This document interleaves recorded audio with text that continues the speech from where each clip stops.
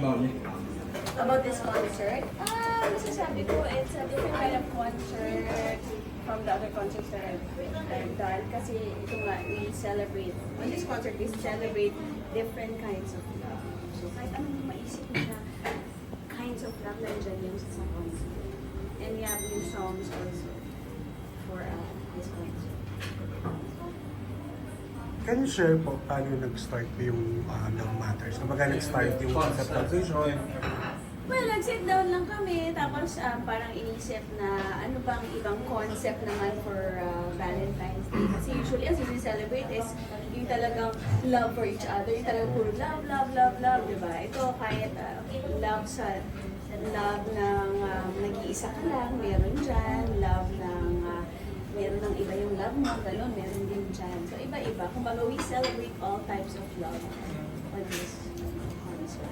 But minsan pag gusto mo ng Valentine concert, it's all about like love lang, nakahanap ka ng special someone. Iba-iba. Magkakaroon po ba na parang medyo storyline per se yung concert? I think may mga songs pero syempre we do like scripts about it and siguro tatay-tahin na lang din sa mga songs. Can you tell us a little bit about what kind of music will this be? Will this be more on covers or your originals, or a mix of both? Well, sa mga concerts naman din, hindi mawawala yung mga covers kasi yung importante din na the people could relate to all the songs. And also, hindi rin mawawala yung mga songs na minahal nila, yung mga songs ko na minahal ng audience. Iba-iba siya. Miss Nina, can you take us back nung time na nag-i-start kayo? Sino po ba yung mga influencers mo bilang isang singer? Mariah, syempre. Yung Mariah. Tapos, Whitney Houston, yan, si Alicia Keys, yung mga nag-start ko siya before. And a lot more actually. Nung bata pa ako talaga, when my dad was teaching me how to sing, andun sila mga Matt Monroe, Julio Iglesias, sila Frank Sinatra. Kasi nung bata ako, kinakanta ko talaga mga panlalaki. Kasi bilang daddy ko ang nagturo sa akin, ang mga kinikate niya sa akin is mga panlalaking kanta. So, nagkaroon ako ng sarili kong freedom to choose the songs that I would like to sing. Doon na narinig ko na sila Whitney. And then yung journey nyo naman po to talk on how you become a professional singer. My journey, well, nagsimula ako kumakanta lang ako sa ng mga tito-tita, ganyan. Tapos binabayaran lang nila, binibigyan nila ako ng mga, mga tawag, anong tawag doon? Reward. Ganon, para kumanta. Hindi ko alam na TF yung tawag doon tayo. Sabi ko, nakanta lang ako, bayaran ako. So doon na nag-start yung parang gusto ko na rin pala kumanta, bigyan ako ng regalo, ganyan. Tapos eventually, sa mga schools yan, nakanta ako. Di ba, doon naman talaga lang start school. Tapos singing contest, ganyan. Tapos after that, parang may kumuha sa akin na to play with the band. Feeling ko, high school pa siguro ako ng banda. Do you remember your first gig? It was at Strums in Makati. Strums in Makati pa yun, naalala ko. Tapos, yun, na-enjoy ko na yung being able to sing live for everybody. Kasi iba yung feeling na may banda, live instruments, and all. So, doon na nag-iisa. And then, kailan nyo po na-realize na you already made it? Yung parang narinig nyo na yung mga songs sa radio? Nung first time ko narinig yung song ko on the radio, syempre hindi ko pa naman finil na, I made it. Kasi narinig ko na yung song on the radio. Siguro yung time na nalaman ko na I was accepted as a singer and I made it as a singer in this industry was when I was receiving a lot of awards, a lot of recognitions.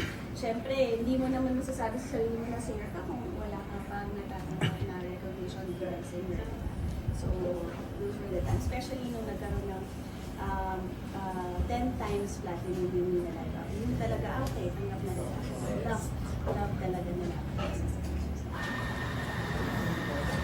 I also have seen a couple of videos online, specifically on YouTube, that you were able to also work with some of the artists and producers in the US.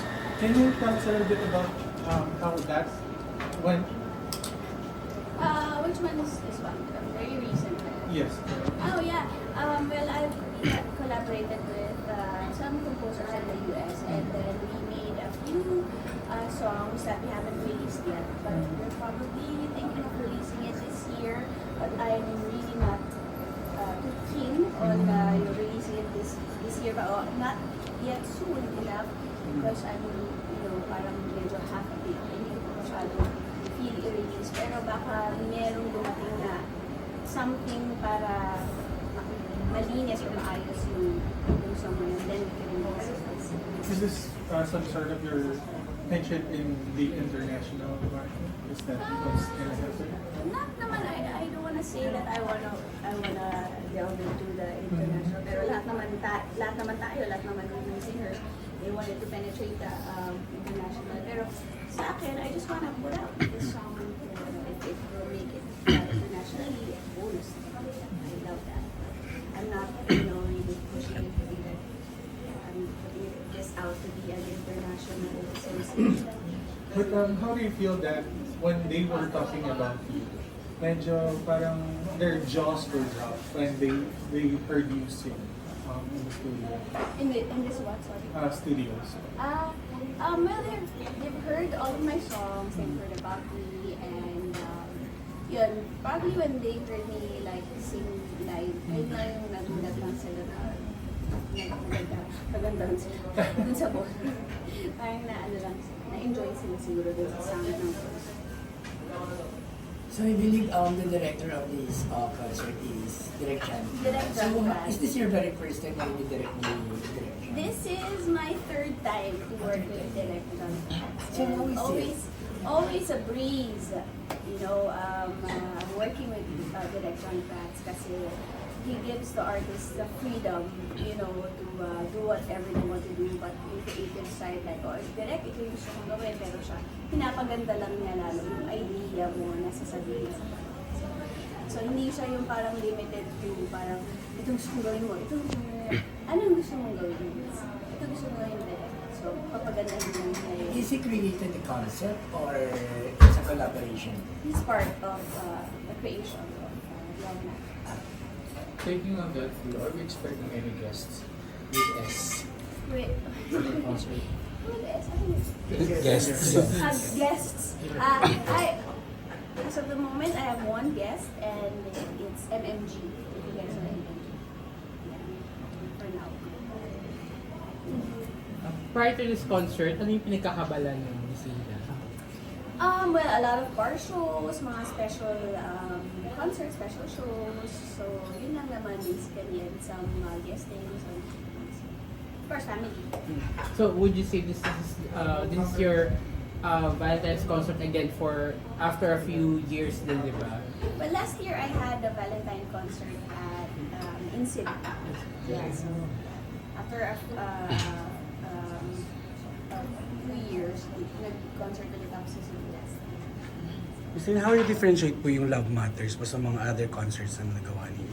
Well, basically, Love Matters, yun nga, as I've said naman, parang it celebrates all types of love. Hindi lang siya yung parang, kasi usually sa mga concerts ko, iba-ibang klase, ang mga songs na I interpret. Ito naman, parang different kinds of love talaga. So, very different, very Valentine in a different way. And then yung collaboration niyo po with Heavenly Desserts, paano po siya nag-push through? Well, Heavenly Desserts kasi I started singing with District 1, and then District 1 is also owned by Chef Jen. So, Chef Jen really loves my songs and my music, and she wanted me to produce a concert for me, and that started like 2 years ago. She did my concert for a very long time, and then yun nga, the Valentine's concert in Cebu, and then this one. Dapat yung birthday concert ko last year, siya din ang nagawa, kaso naglahan siya ng ibang producer, kaya hindi na nagawa siya. One last na lang po, sa mga original song Ay, po hindi niyo. last, okay. Hindi, sa mga original song po ninyo, Miss Nina, ano po yung hindi dapat mawawala every time na nagko-concert kayo? Sa pagkakalam ko, I think it's Jealous, Someday, and syempre, hindi original Love Moves, pero Love Moves kailangan nandoon, Foolish Heart, I think. Yes. ano pa ba? Favorite ka? Wala siya. Wala siya. Sige nga, favorite.